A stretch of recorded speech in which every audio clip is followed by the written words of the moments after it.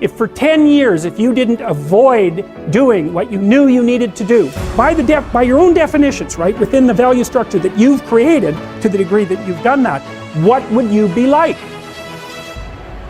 Well, you know, there are remarkable people who come into the world from time to time, and there are people who do find out over decades-long periods what they could be like if they were who they were, if they spoke their being forward.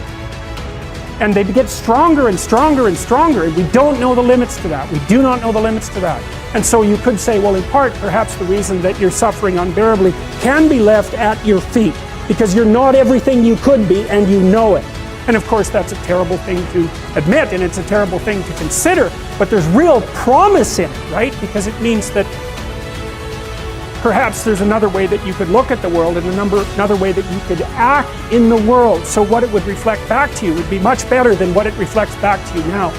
Yeah, the modern idea is you're supposed to accept yourself. I think that's an insane idea, by the way. Really, I can't think of a more nihilistic idea than that you're already okay. It's like, no, you're not. And the reason you're not is because you could be way more than you are. And so what do you want to be? You want to be okay as you are? Or do you want to strive towards what's better? And I think you can do something as simple as just sit on your bed and think, okay, there's probably like 5 things I could do today so that tomorrow morning is slightly better than this morning was. Or at least I'm not falling behind. And those will usually be, it's like having to eat a toad in the morning, right? It's like, it's not going to be something you want to do. There'll be things you're trying to avoid. They're snakes, essentially. But if you ask yourself, like you're asking someone, which I think is a form of prayer, if you ask yourself, instead of telling yourself, you know, what is it that I could do to set things more right today, that I would actually do?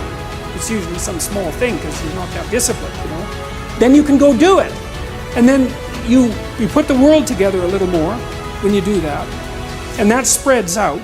But you also construct yourself into something that's better able to call order forth from chaos. And that makes you just incrementally stronger. And then the next day, you can maybe take on a slightly larger task. And like, you get the benefit of compound interest if you do that. It's a tremendously powerful technique. And I think if you do that, at some point, instead of just having to fix things up that are not good, you'll start to get a glimmer of the positive things that you could do, you know, the positive things that you could do that would actually constitute a vision. And that's what I would recommend. Anyways, so what happened? Well, I made some videos and I got to the bottom of some things, at least as far as I can tell, so I told you what the bottom is, and then I've got this idea about what you might do about it, which isn't my idea. It's not my idea. It's an old idea. It's far older than Christianity. It's old. It's the oldest story of mankind. Get yourself together. Transcend your suffering.